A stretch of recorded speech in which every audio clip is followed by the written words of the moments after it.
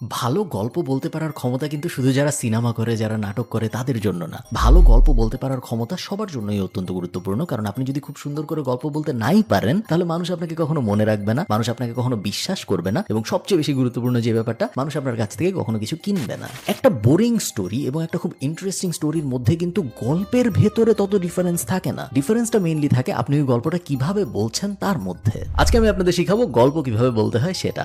গল্প বলার একটা আর্ট আছে, গল্প বলার একটা সিস্টেম আছে, এবং গল্প বলার একটা স্টেপ বাই স্টেপ প্রসেস এবং গাইডলাইন আছে। যে গাইডলাইন যদি আপনি ফলো করেন, তাহলে আপনি হলিউড মুভির মতো, টেড টকের মতো এবং এর থেকেও আরো অনেক বেশি ইন্টারেস্টিং ওয়েতে নিজের গল্প বলতে পারবেন, যে গল্প শুনে সবাই আপনার সাথে কাজ করতে চাবে। আপনার সেই প্রমোশনটা হবে যেটা অনেকদিন ধরে হয় না। আপনার কাছ থেকে মানুষ বিভিন্ন জিনিস কিনবে যেগুলো আপনি বেচতে চান। ওভারঅল আপনার পার্সোনাল লাইফ বলেন, বা আপনার কোম্পানি লাইফ বলেন, বা আপনার এন্টারপ্রেনারশিপ জার্নির কথা বলেন, বা আপনার এমপ্লয়মেন্ট ক্যারিয়ারের কথা বলেন, সব জায়গায় গল্প বলার স্কিলটা আপনার অনেক কাজে আসবে। চল শুরু করা যায়।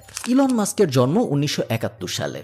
এটা একটা ফ্যাক্ট, এবং এই ফ্যাক্টটা আপনার কয়েকদিন পর আর মনে থাকবে না। কেন মনে থাকবে না? তার কারণ এটা আমি আপনাকে গল্পের মতো করে বলি নাই। এখন যদি আমি আপনাকে বলি ইলন মাস্কের জন্ম এমন একটা সময় হয়েছে যখন বাংলাদেশেও খুব ক্রুশাল একটা জিনিস চলতেছিল, সেটা হলো মুক্তিযুদ্ধ। হ্যাঁ, ইলন মাস্ক এবং মুক্তিযুদ্ধ দুইটা একই সময়ে হয়েছে। একই জিনিস, একটা শুধুমাত্র ফ্যাক্ট হিসেবে বলা হলো এবং আরেকটা একটু গল্পের স্টাইলে বলা হলো। সেকেন্ডটা যারা শুনবে তাদের এই জিনিসটা মনে রাখার সম্ভাবনা অনেক অনেক বেশি।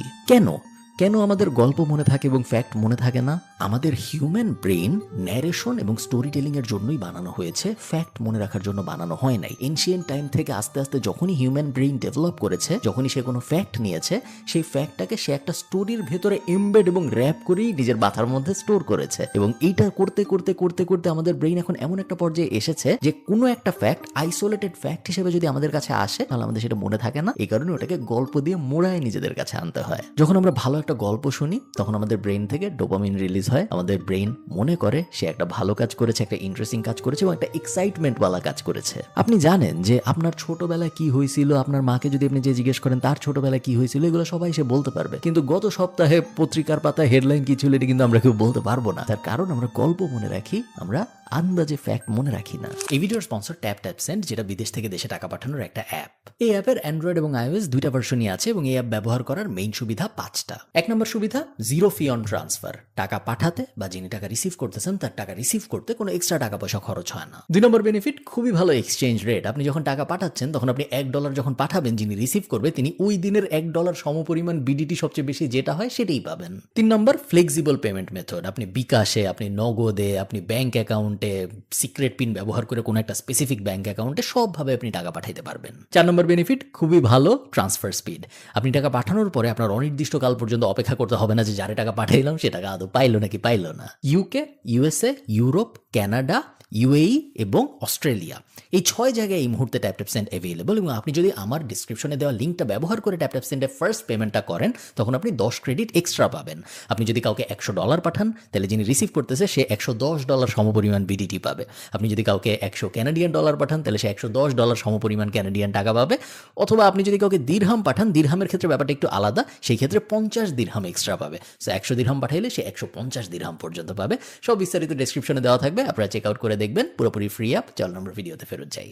একটা গল্প খুব সুন্দরভাবে বলার জন্য আপনার প্রথমেই যে জিনিসটা বুঝতে হবে সেটা হলো একটা হিরোর জার্নি কিভাবে হয়। অনেক আগে আমার এই ইউটিউব চ্যানেলে আমি স্টোরি ব্র্যান্ডের একটা রিভিউ করেছিলাম, যেখানে হিরোর জার্নি খুব সুন্দর করে বর্ণনা করা ছিল। বাট আজকে আমি আপনাদের জন্য আবারও সংক্ষেপে বলতেছি। জোসেফ ক্যাম্পবেল এই ফ্রেমওয়ার্কটা আবিষ্কার করে, এই হিরোর জার্নির ফ্রেমওয়ার্কটা, এবং nearly every movie, every TV show, every series যেটাই আপনি দেখেন, সব জায়গায় এই হিরোর ফ্রেমওয়ার্কটা ব্যবহার করা হয় গল্প বলার জন্য। Step 1, ordinary world.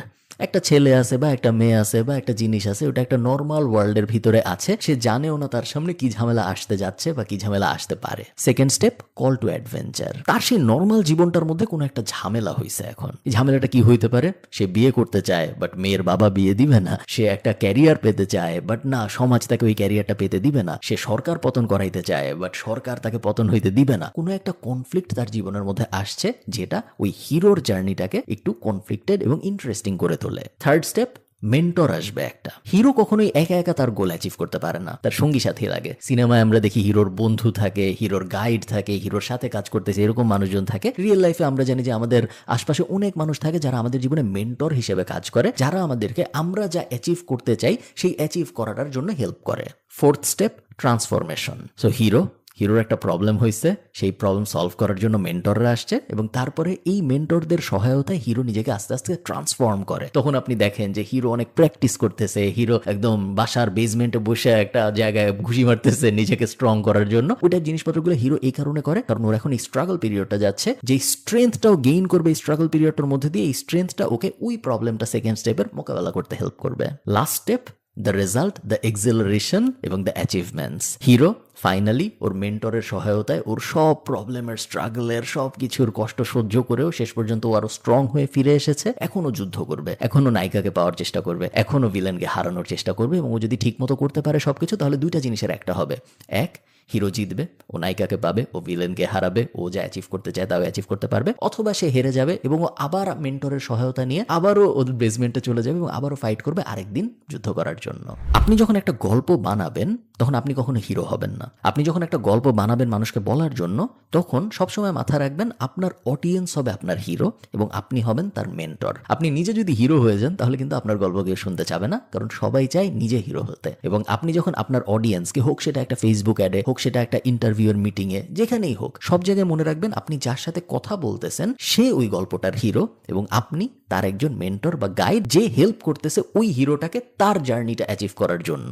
ইভেন একদম বেসিক সেন্সে মনে করেন আপনি ইন্টারভিউ দিতে গেছেন একটা চাকরির জন্য। ইন্টারভিউতে আপনার গোল কি? চাকরি পাওয়া। যে ইন্টারভিউ নিচ্ছে তার গোল কি? তার গোল হইলো একটা ভালো ক্যান্ডিডেটকে সিলেক্ট করা। সো আপনি কখনোই যে বলবেন না যে আমি ভালো, আমাকে নেন, ইত্যাদি ইত্যাদি। আপনি সবসময় জিনিসটা তার অ্যাঙ্গেল থেকে চিন্তা করবেন, কারণ সে হিরো। আপনি as a guide, as a mentor তাকে হেল্প করবেন কিভাবে সবচেয়ে ভালো ক্যান্ডিডেটটা সিলেক্ট করা যায় ওই জবের জন্য। এবং এই সিনারিওতে সবচেয়ে ভালো ক্যান্ডিডেটটা হইলেন আপনি নিজেই। আমি একটা বিজনেস শুরু করছি এবং আমার বিজনেস অনেক সাকসেসফুল। এটা খুব বোরিং একটা গল্প, এই টাইপ গল্প কেউ বলবেন না।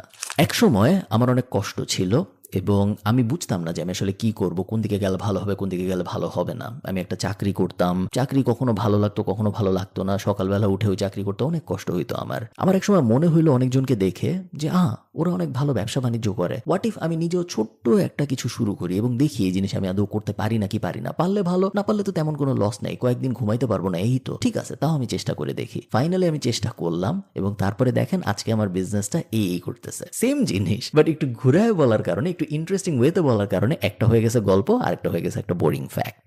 সেভ দ্য ক্যাট মোমেন্ট বলে একটা ফিলোসফি আছে গল্প বলার জগতে। আপনি দেখবেন অনেক সময় একটা সিনেমা যখন আপনি দেখতে বসেন বা একটা গল্প যখন আপনি দেখতে বসেন, একটা নাটক যখন আপনি দেখতে বসেন বা টিভি সিরিজ, কিছু হয় নাই বাট তারপরেও আপনি সাথে সাথে বুঝে গেছেন যে এই গল্পের মেইন ক্যারেক্টারটা কে। কিছু কিন্তু হয় নাই, কোনো অ্যাকশন হয় নাই, কোনো ড্রামা হয় নাই, তেমন কোনো ইন্টারেস্টিং স্টাফও ঘটে নাই স্ক্রিনের ভিতরে। বাট তারপরেও জাস্ট একটা, দুইটা বা তিনটা সিন দেখে আপনি বুঝে গেছেন যে এই গল্পের মেইন ক্যারেক্টারটাকে, কাকে আমার ফলো করা উচিত এবং কার উপর আমি ইনভেস্ট করবো আগামী 10 মিনিট বা আগামী 2 ঘন্টা এবং কার গল্পটা আমি দেখার চেষ্টা করব। এই কনসেপ্টটাকে সেভ দ্য ক্যাট বলার কারণ হলো এটা একটা হলিউডের খুব জনপ্রিয় টার্ম। প্রোটাগনিস্ট, যে গল্পের মেইন ক্যারেক্টার, তার সব সময় ইমিডিয়েটলি তার মেজর স্ট্রাগলটা শুরু করতে হবে না মানুষকে এটা বোঝানোর জন্য যে সেই মেইন ক্যারেক্টার। কখনো কখনো সে খুব সিম্পল কিছু একটা করতে পারে, যেমন একটা বিড়ালকে গাছের থেকে নামাইতে পারে। বিড়ালটা গাছে আটকে ছিল, সে বিড়ালটাকে সেভ করলো। এই সিম্পল কাজটাও শুরুতে যখন সে করে তখন অডিয়েন্স বুঝে যায় যে হ্যাঁ, এইটা মেইন ক্যারেক্টার, এই মেইন ক্যারেক্টারটা ইন্টারেস্টিং কাজকর্ম করবে এবং বাকি পুরাটা সময় যতক্ষণ পর্যন্ত আমি এই জিনিসটা দেখবো ততক্ষণ পর্যন্ত আমার এই মেইন ক্যারেক্টারটার উপরেই ফোকাস করতে হবে। সেভ দ্য ক্যাটের এই কনসেপ্টটা থেকে আমাদের একটা জিনিসই বোঝার আছে, সেটা হলো আমরা সবসময় চেষ্টা করব মানুষের মনে মেমোরেবল মোমেন্ট ক্রিয়েট করার আমাদের ব্যাপারে। আমার ওজন কমে না, I struggle with weight loss, এই কথাটা বলার মধ্যে কোনো মানে নেই। এই সেম কথাটাই আপনি অন্যভাবে বলতে পারেন, প্রত্যেকদিন সকালবেলা উঠে যখন আমি মিররের দিকে তাকাই, আয়নার দিকে তাকাই, আমার খুব বিরক্ত লাগে এবং আমার নিজের উপরেই নিজের খুব স্যাড লাগে যে হ্যাঁ, এইটা আমি আরো কত ভালো হইতে পারতাম কিন্তু আমি হই নাই। গোলটা হলো মানুষের মনে আমাদের ব্যাপারে মেমোরেবল মোমেন্ট সৃষ্টি করার জন্য। আমি যদি সিম্পলি বলতাম যে ভাই আমি মোটা হয়ে যাচ্ছি, আমি শুকানোর চেষ্টা করতেছি, ওটা তেমন কোনো ইন্টারেস্টিং মোমেন্ট ক্রিয়েট করে না মানুষের মনে। কিন্তু এই সেম কথাই যদি আমি বলি যে ভাই আপনি কি কখনো আয়নার দিকে তাকাইছেন সকালবেলা উঠে? আমি প্রত্যেকদিন তাকাই এবং আমি যা দেখি আমার ভালো লাগে না। আপনার কি কখনো এরকম হয়েছে? সেম কথা, সেম ইমোশন, বাট বলার ধরনের ডিফারেন্সের কারণে, স্টোরি ব্যাপারটা চলে আসার কারণে সেকেন্ডটা অনেক বড় লাস্টিং ইম্প্যাক্ট ক্রিয়েট করবে, যেটা ফার্স্ট সেটটা কখনো করবে না। এবং আমাদের গোলই এটা আমাদের গোল হলো লাস্টিং ইমপ্রেশন যেন আমরা ক্রিয়েট করতে পারি, কারণ যে আমাদের মনে রাখে না সে আমাদের কাছ থেকে কখনো কিছু কিনবে না। যে আমাদের মনে রাখে না তার ইউনিভার্সের মধ্যে আমাদের কোনো জায়গা নেই, যেই কারণেই তাদের ইউনিভার্সের সাথে আমাদের কোনো লেনাদেনই কখনো হবে না, যেটা আমরা চাই না। একটা বই আছে মেড টু স্টিক নাম, এবং নাম শুনে আপনারা বুঝতে পারতেছেন কিভাবে কিছু স্টিক করে, এটা নিয়ে মনে হবে বইটা। এবং এক্স্যাক্টলি তাই, কোনো একটা গল্প কেন মানুষের অনেক দিন পর্যন্ত মনে থাকে ভার্সেস কোনো একটা গল্প কেন যেন আমরা শুনে কিছুদিন পরে ভুলে যাই, ডিফারেন্সটা আসলে কি? কোনো গল্প কেন অনেকদিন মনে থাকে এবং কোনো গল্প কেন থাকে না, কোনো গল্প কেন আমাদের সাথে স্টিক করে? টার্নস আউট কোনো একটা গল্প স্টিক করানোর একটা ফর্মুলা আছে। গল্পটা আমাদের সিম্পল রাখতে হবে, one clear message for every story. এমন কখনো হবে না যে আপনার হিরো একটা মেয়েকে জিতার চেষ্টা করতেছে ওর বাবার সাথে ফাইট করে, আবার একই সাথে ও একটা সুপার হিরো এবং ও চেষ্টা করতেছে। আমরা গল্প কমপ্লিকেটেড করব না। গল্প যত কমপ্লিকেটেড হবে, গল্পের প্রোটাগনিস্ট এবং অ্যান্টাগনিস্ট যত বেশি থাকবে, তত অডিয়েন্সের মনে ফ্র্যাগমেন্টেড ইমোশনের সৃষ্টি হবে, ডিফারেন্ট ওপিনিয়নের সৃষ্টি হবে, ডিফারেন্ট পার্টের ব্যাপারে, যেটা আমরা চাই না। আমরা চাই সিম্পল গল্প, কারণ সিম্পল গল্পই মানুষের অনেকদিন মনে থাকে। 1 নম্বর রুল, আমরা আমাদের গল্প সিম্পল রাখবো। সিম্পল রাখা বলতে আমি কি বোঝাচ্ছি? আমাদের গল্পতে কখনো আমরা বেশি অ্যাঙ্গেল যুক্ত করব না। যেমন ধরেন আপনি একটা ফেসবুক অ্যাড বানাচ্ছেন একটা খাবারের জন্য, আপনি একের বেশি দুইয়ের বেশি 3টা অ্যাঙ্গেল যখন যুক্ত করবেন, আপনি দেখবেন আপনার কনভার্সন আস্তে আস্তে খারাপ হওয়া শুরু করবে। আমার খাবার অনেক মজা, এই খাবার যদি খান আপনার অনেক ভালো লাগবে। হিরোকে আমরা বলতেছি যে হিরো যদি ওই খাবারটা খায় তাহলে হিরোর অনেক মজা লাগবে, এবং আমরা মেন্টর হিসেবে হিরোকে গাইড করতেছি ওই খাবারটা খাওয়ার জন্য। একই সাথে যদি আমরা এখন এটাও বলি আমাদের খাবার দেখতে অনেক সুন্দর, আমাদের খাবার যদি আপনি খান তাহলে আপনার ওয়েট লস হবে, আমাদের খাবার যদি আপনি খান তাহলে আপনি কালকে বিয়ে করতে পারবেন। যত আপনি অ্যাঙ্গেল যুক্ত করবেন, যত আপনি কমপ্লিকেটেড করবেন আপনার স্টোরিটাকে, তত আপনার স্টোরির এফেক্টিভনেস কমবে। সো স্টোরিকে আমরা সবসময় সিম্পল রাখবো। সেকেন্ড, আমরা সবাই মোটামুটি জানি আনএক্সপেক্টেড টুইস্ট যুক্ত করা। মানুষের ব্রেন চায় ইন্টারেস্টিং গল্প, মানুষের ব্রেন চায় এমন গল্প যেটা মানুষের ব্রেন থেকে ডোপামিন, এক্সাইটমেন্ট রিলিজ করবে। সো নর্মাল একটা গল্প থেকে গল্পটা যদি শুরু হয় এভাবে যে এই ভুলটা যদি আমি না করতাম তাহলে কোনোদিনও আমার $10,000 লস হইতো না, আমি আপনাকে বলতেছি আমি কি করছি, আপনি কিন্তু অলরেডি হুকড হয়ে গেলেন, কারণ আপনি একটা আনএক্সপেক্টেড টুইস্ট দিয়ে গল্পটা শুরু করেছেন। Third rule, make it emotional. আপনার গল্প যদি ইমোশনাল না হয়, আপনার গল্পের ভেতর যদি ইমোশন না থাকে, সেই ক্ষেত্রে আপনার গল্প কোনোদিনও স্টিক করবে না। মানুষ যে এইসব হেডলাইন শেয়ার দেয় আপনি অনেক দেখছেন না, যে এই সিইওটা 90% কোম্পানির ফায়ার করে দিছে, ওগুলো ভাইরাল হয়ে যায়। কেন হয়? কারণ ওগুলো ইমোশন ট্রিগার করে। আর্নিং কল তো রেগুলার পাবলিশ হয় কোম্পানির, কোম্পানি প্রত্যেকদিন রেগুলার কাউকে না কাউকে ফায়ার করতেছে, ওগুলো কিন্তু নিউজ হয় না। নিউজ হয় তখনই যখন একটা ইমোশন অকারিং ইভেন্ট হয়, কারণ মানুষ ইমোশনের সাথে রিলেট করতে পারে, ফ্যাক্টের সাথে না। আপনি যখন কমিউনিকেশন সাজাবেন, আমি আরেকবার আপনাদের একটু বলি এই ব্যাপারটা, কারণ এই ব্যাপারটা খুব ইম্পর্টেন্ট বোঝার জন্য। সবসময় মাথায় রাখবেন, আপনি আপনার যে কোম্পানি, আপনার যে প্রোডাক্ট বা সার্ভিস, সে নিজে কখনো হিরো হওয়ার চেষ্টা করবে না ওই গল্পে। সে যদি নিজে হিরো হওয়ার চেষ্টা করে তাহলে সে কখনোই ভালো করতে পারবে না। নাইকি কিন্তু হিরো না, নাইকি একটা মেন্টর, নাইকি একটা গাইড যে অ্যাথলেটদের দৌড়াইতে হেল্প করে। অ্যাথলেটরা হিরো, নাইকি এবং নাইকির জুতা গাইড বা হেল্পিং হ্যান্ড, যে হেল্পটা অ্যাথলেটদের হচ্ছে এই জুতাটা পরার কারণে ভালো মতো দৌড়াইতে, ওরাই হিরো। আমরা জাস্ট হেল্প করতেছি ওদের। We are the best software company in this world, এটা আমরা কখনোই বলবো না। আমরা বলবো we help entrepreneurs do their best work with our software. আমরা হিরো না, আমরা জাস্ট সাপোর্ট, আমরা জাস্ট গাইড, আমরা হেল্প করতেছি যাকে, সে হইল গিয়া হিরো। এবং এই ব্যাপারটা যদি আপনি না ভুল করেন তাহলে আপনার কোম্পানি দেখবেন মার্কেটিং মেসেজিং এর দিক থেকে অনেক দূর পর্যন্ত যেতে পারবে। একটা বই আছে ক্রিস ভসের, নেভার স্প্লিট দ্য ডিফারেন্স। এটা নেগোসিয়েশন নিয়ে খুব জনপ্রিয় একটা বই, এবং ক্রিস ভস হইল FBI এর হস্টেজ নেগোসিয়েটর ছিল, এবং অনেক আগে পড়ছি আমি, বাট ওটার খুব কয়েকটা কি পয়েন্ট আছে যেগুলা আমার মনে হয় আপনাদের খুব কাজে আসবে স্টোরি টেলিং এর ক্ষেত্রে। 1 নম্বরটা হলো স্টোরি টেলিং এর খুব অবভিয়াস এবং খুব সহজ একটা রুল আছে যেটা সেলসে অনেক ইউজ হয়, সেটা হলো মিররিং। মিররিং মানে হইলো একজন যখন আপনাকে কোনো একটা অবজেকশন দিবে, সেম অবজেকশনটা আপনি যখন তাকে আবার বলবেন, তখন সে ওই ব্যাপারটাকে রিথিঙ্ক করে, এবং এই রিথিঙ্ক করার কারণে অনেক সময় ওই লোকটা যে কনভার্ট হইতো না সে কনভার্ট হয়ে যায়। যেমন একটা এক্সাম্পল দিই আমি আপনাদের। মনে করেন একজন এসে বলছে যে আপনি ধরেন তাকে ফেসবুক অ্যাড বিক্রি করতে গেছেন, বা আপনি তাকে মধু বিক্রি করতে গেছেন, সে বলছে যে না আমি মধু কিনবো না। আপনি তখন তাকে যদি বলেন তার কথাটাই আবার যে হ্যাঁ আপনি মধু কিনবেন না, সেম কথা উনি যেটা বলছে আপনি সেটাই আবার উনাকে বলতেছেন, বাট জাস্ট এই যে রিপিট থটটা উনার মাথার মধ্যে আসলো, এই কারণে ওই জায়গায় দেখা যায় 10 থেকে 20% কনভার্ট হয়ে যায়, উল্টার ইমোশন চলে আসে যে না ঠিক আছে আমি কিনবো। লাস্টে একটা জিনিস সবসময় মাথায় রাখবেন, কোনো একটা গল্পের ভিতরে যদি অ ফ্যাক্টর না থাকে, AWE অ ফ্যাক্টর না থাকে, কোনো একটা গল্পের ভিতরে যদি অ্যাঙ্গার ফ্যাক্টর না থাকে, এবং কোনো একটা গল্পের ভিতরে যদি এক্সাইটমেন্ট ফ্যাক্টর না থাকে, তাহলে ওই গল্প কখনোই ভাইরাল হবে না, ওই গল্প কখনোই মানুষ অনেকদিন পর্যন্ত মনে রাখবে না। সো গল্প শুনে মানুষের অ ফ্যাক্টর আসতে হবে, ইন্সপায়ার্ড ইনক্লাইন্ড হইতে হবে, অথবা ইন্টারেস্টেড হইতে হবে, অথবা মোটিভেটেড হইতে হবে। গল্পটা শুনে মানুষের রাগ হইতে পারে, অ্যাঙ্গার ফ্যাক্টর আসতে পারে, অথবা গল্পটা শুনে মানুষের এক্সাইটমেন্ট ফ্যাক্টরস আসতে পারে। এই তিনটার কোনো একটা যদি না থাকে, একের বেশি যদি থাকে তাহলে আরো ভালো, বাট কোনো একটা যদি না থাকে তাহলে আপনার ওই গল্প খুব বেশি দূর যাবে না। আশা করি আপনাদের এই স্টোরি টেলিং মাস্টার ক্লাসটা ভালো লাগছে। গল্প বলা আমার খুব পছন্দের একটা কাজ, আপনারা হয়তো অনেকেই জানেন, এবং আমি গল্প বলা নিয়ে বেশ রিসার্চ করি যে কিভাবে কোনো একটা কিছু বললে অনেক মানুষ শুনবে ভার্সেস কিভাবে কিছু বললে কেউ শুনবে না, এবং আমি এগুলোর অনেকগুলা স্ট্র্যাটেজি অ্যাপ্লাই করি আমার গল্প বলার সময়, এবং তার অনেক কিছুই হয়তো কাজ করে, অনেক কিছু আবার হয়তো করে না। আমিও কনস্ট্যান্টলি শিখতেছি। ভালো থাকেন সবাই, সবার সাথে আমার দেখা হবে পরের কোনো একটা ভিডিওতে। টাটা।